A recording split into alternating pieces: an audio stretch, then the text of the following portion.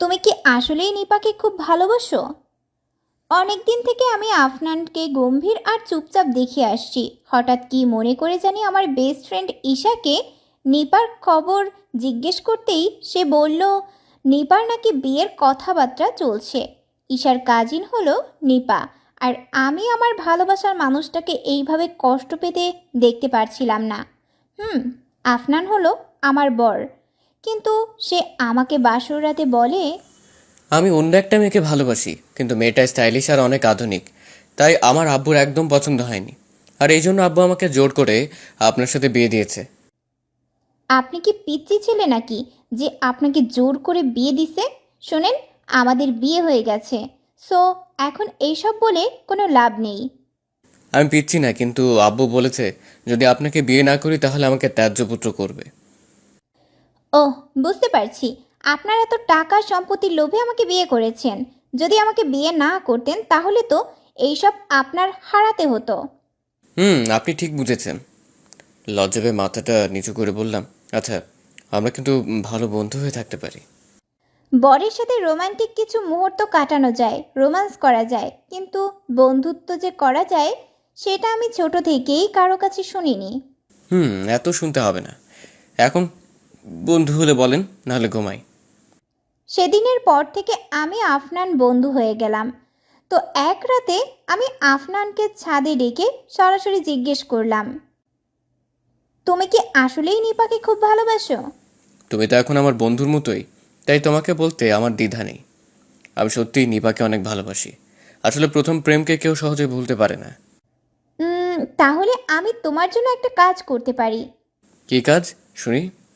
আমি তোমাকে নিপার সাথে দেখা করার ব্যবস্থা করতে পারি। তুমি সত্যি বলছো? আফনানের আনন্দে চোখ চকচক করে উঠল, আর আমার চোখ কাছের মানুষকে হারানোর বেদনায় জলে ভরে উঠল। আমি চোখের পানি সাবধানে গোপন করে বললাম, আর হ্যাঁ, আমি কখনো মিথ্যা কথা বলি না। একবার আমার আম্মু আমাকে বলেছিল, মা, মনে রাখিস, স্বামী হচ্ছে পোষা প্রিয় পাখির মতো। কেউ যদি তাকে কেড়ে নিতে চায়, দিবি না। এমনকি সে যদি নিজে থেকেই চলে যেতে চায়, তারপরেও তাকে যেতে দিবি না। দেখবি একদিন সে ঠিকই তোর হবে। কিন্তু আমি আজ আমার আম্মুর কথা অমান্য করছি, কারণ যে চলে যেতে চায় তাকে জোর করে ধরে রাখার জন্য আমার মন সায় দিচ্ছে না। আফনান তো আর নিজের মনের বিরুদ্ধে গিয়ে আমাকে ভালোবাসতে পারবে না। হ্যালো, মম। একদিন বিকেলে অফিস থেকে আফনান আমাকে ফোন করলো। আফনানের গলার স্বর শুনেই আমি বুঝতে পারছি আজ সে অনেক খুশি। ভালোবাসার মানুষটা খুশি থাকলে নিজের মনের অজান্তেই নিজের ভিতরেও একটা খুশি খুশি ভাব চলে আসে। কি জনাব, অনেক খুশি খুশি মনে হচ্ছে। আর নিপার সাথে দেখা হয়েছে? হয়েছে। আরও মজার ঘটনা ঘটেছে। আমি সন্ধ্যায় আমার বন্ধুর বাসা থেকে ফিরে তোমাকে সব বলবো। আচ্ছা, তাহলে এখন রাখি। আর হ্যাঁ, সাবধানে থেকো। বলে আমি কল কেটে দিলাম। কিন্তু সেদিন আফনান অনেক রাত করে বাসায় ফিরল। বাসায় এসেই বলল, আজকে অনেক টায়ার্ড লাগছে, তাই আজকে বলতে পারবো না। কি হয়েছে? আর এখন বললেও তুমি মজা পাবে না শুনে। আর কালকে তো শুক্রবার, আমার অফিস বন্ধ, তাই তোমাকে কালকেই বলবো। কিন্তু আফনান না বললেও আমি জানি হয়তো সে নিপার কাছেই ফিরে যাবে। আর এজন্যই হয়তো আফনান এত খুশি। এর পরের দিন আমি খুব সকালে ঘুম থেকে উঠে দেখি আফনান একবারে বাচ্চা ছেলের মতো কুকড়ে ঘুমাচ্ছে। আমি সযত্নে ওর গায়ে কম্বলটা টেনে দিয়ে তারপর ওর মাথার কাছে কিছুক্ষণ বসে থাকলাম। কি মায়াভরা চেহারা ছেলেটার, ঘুমের মাঝেও মনে হচ্ছে মৃদু হাসছে। আমি আফনানের দিকে তাকিয়ে থাকতে থাকতে আমার চোখে পানি চলে আসলো। আমি নিচু হয়ে ওর কপালে চুমু দিয়ে সেখান থেকে চলে গেলাম ওয়াশরুমে। আমি সকালে ঘুম থেকে উঠে বমকে না পেয়ে সারা বাড়ি খুঁজতে লাগলাম, কিন্তু বমকে কোথাও খুঁজে পেলাম না। আমি আবার রুমে যখন ফিরে এসেছি, তখন দেখি টেবিলের উপর একটা ছোট কাগজ পড়ে আছে, আর খুব সুন্দর করে কাগজে লেখা, আমাকে আর খুঁজো না, আমি তোমার কাছ থেকে চলে গেলাম অনেক দূরে। এতদিন হয়তো আমি তোমাকে অনেক দুঃখ দিয়েছি, তোমার সাথে ক্ষণে ক্ষণে ঝগড়া করেছি। আর তোমার কাছে দুঃখ হয়ে থাকতে চাই না। মা বাবার দিকে খেয়াল রেখো আর নিপাকে বিয়ে করে সুখে থেকো, নিজের যত্ন নিও। আমি চিঠিটা পড়েও বিশ্বাস করতে পারছি না যে মম আমাকে ছেড়ে সত্যিই চলে গেছে। আমি তো এখনো মমকে মজার ঘটনাটা বলতেই পারলাম না। মম এত বিমানি কেন? একবার কি আমার মজার ঘটনাটা শুনে তারপরে যাওয়া যেত না? মম অনেক বাজি। আফনানদের বাসা থেকে বের হয়ে আমি সোজা আমার এক নিঃসন্তান খালার বাসায় এসে পড়ি। আমি একটু বড় হওয়ার পর থেকেই আব্বু আম্মুর সাথে অভিমান হলেই আমি এই খালার বাসায় এসে পড়তাম। আব্বু আম্মু টেরও পেত না, আবার মান অভিমান ভেঙে গেলেই বাসায় চলে যেতাম। এই খালা আমাকে অনেক আদর করে, কিন্তু এইবারের পরিস্থিতি পুরাই ভিন্ন। তাই খালা যতই জানতে চাইছে আমি ততই এড়িয়ে গিয়ে বলছি, খালামণি, অনেক দিন ধরে তোমাকে দেখিনি তো, তাই তোমাকে অনেক দেখতে ইচ্ছে করছিল, তাই তোমার কাছে চলে এসেছি। তুমি কি আমাকে থাকতে দিবে না? তোকে আমি থাকতে দেব না এই কথাটা তুই বললি কি করে? তুই তো আমার মেয়েই। তোর যতদিন ইচ্ছে তুই আমার সাথে থাকবি। তুই তো জানিস তুই যতক্ষণ আমার পাশে থাকিস আমি ততক্ষণ কতটা ভালো থাকি। আচ্ছা, তুই কি কারোর সাথে কোনো ঝামেলা বাঁধিয়ে এখানে এসেছিস? আরে না, সত্যি আমি তোমার সাথে একটু স্বাধীনভাবে থাকতে এসেছি। তুই তো ভালো আছিস তো মা? খালামণি, আমি একদম ভালো আছি। আর আমাকে কি দেখে তোমার কেন মনে হচ্ছে আমি খারাপ আছি? বলেই মিষ্টি করে একটা হাসি দিলাম, কিন্তু আমি বাইরে যতই হাসি, ভিতরে যে আমার কষ্টে বুকটা ফেটে যাচ্ছে। প্রতিদিনই আমি সন্ধ্যার সময় ছাদে বসে একা একা কাঁদি। নিঃসঙ্গতা যে কি তা আমি এখন হাড়ে হাড়ে টের পাচ্ছি। এক সপ্তাহ পর একদিন রাতে আমি ছাদের রেলিং ধরে দাঁড়িয়ে কাঁদছি, এমন সময় কে জানি পেছন থেকে আমাকে জড়িয়ে ধরলো। হঠাৎ এইভাবে জড়িয়ে ধরায় আমি ভয় পেয়ে গেলাম। আমি যতই পিছনে ঘুরতে চাচ্ছি, কিন্তু পিছন থেকে কেউ একজন আমাকে ততই আরো নিবিড়ভাবে জড়িয়ে ধরছে। এই যে, কে আপনি? আর আপনার আমাকে জড়িয়ে ধরার সাহস হলো কি করে? এতদিন যার কাছ থেকে পালিয়ে বেড়াচ্ছ আর যার জন্য এখন দাঁড়িয়ে কান্না করছিলে, আমি সেই ব্যক্তি। চিনতে পেরেছো? আমি আফনানের কণ্ঠ শুনে অবাক হয়ে গেলাম। এটা কি করে সম্ভব? আফনান জানলো কি করে আমি যে এইখানে? আমি তাড়াতাড়ি করে ঘুরে দাঁড়িয়ে বললাম, তুমি এখানে? আর তুমি কিভাবে জানলে যে এখানে আমি থাকবো? ভালোবাসা যে হারিয়ে যাওয়া মানুষকেও খুঁজে দেয়, তুমি কি জানো না? কিন্তু তুমি তো আমাকে ভালোবাসো না, তুমি তো নিপাকে ভালোবাসো। হুম। তুমি আমাকে বলার সুযোগ দিছিলে। আমি তো সেদিন এটাই তোমাকে বলতে চেয়েছিলাম, কিন্তু তুমি না শুনে সকালবেলা আমি ঘুম থেকে ওঠার আগেই পালিয়ে চলে এলে। ওই দিন আমি নিপার সাথে দেখা করতে গিয়েছিলাম, কিন্তু আমার আর নিপার কথাবার্তা, আচার আচরণ ভালো লাগছিল না।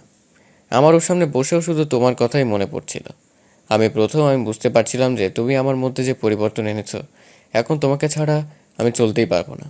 তুমি শুধু আমার বন্ধুই না, এখন এর চেয়েও বেশি কিছু হয়ে গেছো। কিন্তু তোমার চেহারার এই অবস্থা হয়েছে কি করে? শুকিয়ে একেবারে এতটুকু হয়ে গেছো? এই এক সপ্তাহে আমি যে তোমাকে কত মিস করেছি তুমি সেটা জানো না। আমি প্রত্যেক দিন ঘুম থেকে উঠে ভেবেছি তুমি এসে পড়েছো, কিন্তু তুমি আসোনি।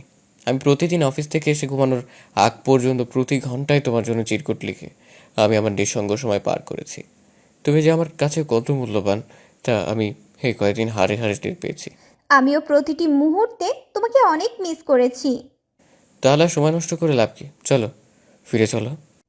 কিন্তু মা তো মনে হয় এখনো আমার উপর রাগ করে আছেন।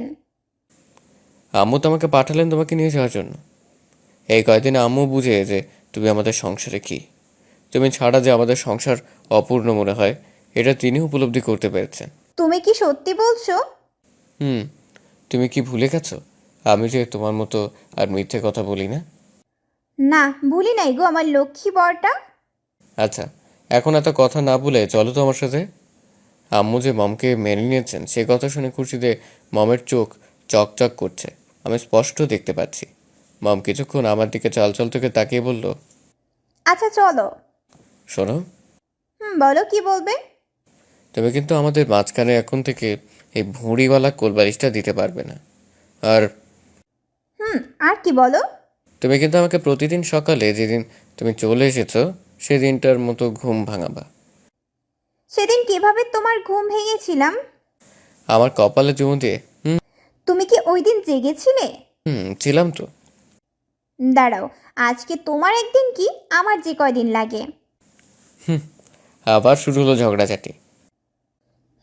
ঝগড়া দিয়ে শুরু আর ঝগড়া দিয়েই শেষ। এই বলে আমি আফনানকে জড়িয়ে ধরলাম, আর এভাবেই তাদের প্রত্যাবর্তন ঘটল ভালোবাসার রঙিন জগতে। মম আমাকে জড়িয়ে ধরে আমার বুকে মাথা রেখে শুয়ে আছে। মমের গায়ে অনেক জ্বর। ওর গায়ের তাপে আমার শরীরও গরম হয়ে আছে। মম অসুস্থ হলে আমাকে এভাবে জড়িয়ে ধরে ঘুমোবে। আমাকে এভাবে জড়িয়ে ধরে না ঘুমালে নাকি সে সুস্থ হবে না। হঠাৎ নিরাপত্তা ভেঙে মমি বলে উঠল, আফনান, তোমাকে আমি খুব কষ্ট দেই, তাই না? আমি চোখ বন্ধ করে হাত দিয়ে মমের চুলে বিলি কেটে দিচ্ছিলাম। হঠাৎ করে মমের এমন প্রশ্ন শুনে আমি কিছুটা ঘাবড়ে যাই। তারপরেও নিজেকে একটু সামলে বললাম, হঠাৎ এমন প্রশ্ন কেন? আচ্ছা, তুমি কি আমার উপর কখনো রাগ করো? আজব, রাগ করবো কেন? আচ্ছা, রাগ করার কি কোনো কারণ আছে? না, এমনি বললাম আর কি। এমনি বলছো মানে? না মানে, এই যে আমি প্রায় সময় অসুস্থ থাকি, তুমি কখনো কি আমার উপর বিরক্ত হও না? না। হও না কেন? মানুষ অসুস্থ থাকতেই পারে, আর অসুস্থতার উপর তো আর কারো হাত নেই। এটা আল্লাহর ইচ্ছা। এইখানে তো আমি রাগ করার কোনো কারণ দেখছি না। তুমি জানো, আমার মা যখন অসুস্থ থাকতেন, আমার বাবা দাদি তারা বলতেন মা নাকি ইচ্ছে করেই অসুস্থতার ভান করে আছে, যাতে বাসার কোনো কাজ না করতে হয়। সবার মানসিকতা তো আর একরকম থাকে না। হুম। জানো মম, আমার আম্মু না তোমার মতো প্রায় সময়ই অসুস্থ থাকতেন। আমার আব্বু কাজ থেকে বাসায় এসে নিজে রান্না বান্না করতেন, তারপরে আমাকে খাইয়ে দিতেন। আবার আম্মুকেও নিজ হাতে খাইয়ে দিয়ে তারপরে তিনি খেতেন। আমার আব্বুর মুখ থেকে কোনোদিন শুনিনি যে আমার মা অসুস্থতার জন্য ভান করে আছে, কাজ না করার জন্য। আব্বু কখনো আম্মুর অসুস্থতায় মন খারাপ করতেন না, এবং আল্লাহর অশেষ রহমত, আমার আব্বু আম্মু তেমন ঝগড়াও করতেন না। আমি কোনোদিন আব্বুকে আম্মুর সাথে রাগ করতে দেখিনি। আব্বু যখন দেখতো যে কথা বলতে বলতে ঝগড়ার পর্যায়ে চলে যাচ্ছে, তখন আব্বু আর কোনো কথা বলতো না। আম্মু একা একা কথা বলতে বলতে এক পর্যায়ে বিরক্ত হয়ে চুপ হয়ে যেত। আর তাই তখন আর তাদের মধ্যে ঝগড়া হতো না। তুমিই বলো, একা একা কি আর ঝগড়া করা যায়? আমার আব্বু সবসময় বলতো, সংসার টিকিয়ে রাখার দায়িত্বটা দুজনকেই নিতে হবে, দুজনকেই মানিয়ে নিতে হবে। একজন কথা বললে আরেকজন চুপ থাকতে হবে। সংসার টিকিয়ে রাখার দায়িত্ব আর ভালোবাসার শিক্ষা আমি আমার পরিবার থেকেই পেয়েছি। তোমার মতো স্বামী পাওয়া আসলেই আমার জন্য অনেক ভাগ্যের ব্যাপার। কথাটা বলেই মম নীরবে কান্না করে চোখের জল ফেলে দিল। মম আমার বুকের উপর শুয়ে থাকার কারণে মমের চোখের জল আমার বুকের মধ্যেই পড়ছে, আর তাই আমি বুঝতে পারলাম যে মম কান্না করছে। আমি মমের চোখের পানি মুছে দিয়ে মমের চুলগুলি হালকা নাড়ি দিয়ে বললাম, শুনেছি আল্লাহ নাকি স্বামীর বুকে বাম পাঁজরে হাড় দিয়ে তার স্ত্রীকে তৈরি করেছেন। আমার বাম পাঁজরের হাড়গুলো যেমন, ঠিক তেমনি তুমিও আমার কাছে। আমার শরীর ভালো রাখার দায়িত্বটা যেমন আমার, ঠিক তেমনি তোমার শরীর ভালো রাখার দায়িত্বটাও আমার। আর আমার শরীর ভালো রাখার দায়িত্বও তোমার। এই বিষয়টা যারা বুঝতে পারে তারাই সংসার জীবনে সুখী হয়। সুখ দুঃখ সর্বদাই আমাদের কাছাকাছি অবস্থান করে। আমাদের কাজের মাধ্যমে আমরা সুখ দুঃখকে আমাদের ঘরে স্থান দিই। অনেক সময় দুঃখ জিনিসটা এমনিই চলে আসে, কিন্তু সুখ জিনিসটাকে তৈরি করে নিতে হয়। আফনানের কথা শুনে আমি ওকে আরেকটু শক্ত করে জড়িয়ে ধরলাম, কারণ ওকে ভালো রাখার দায়িত্বটাও আমার। ভালো থাকুক ভালোবাসা, ভালো থাকুক ভালোবাসার প্রিয় মানুষগুলো। আল্লাহ হাফেজ।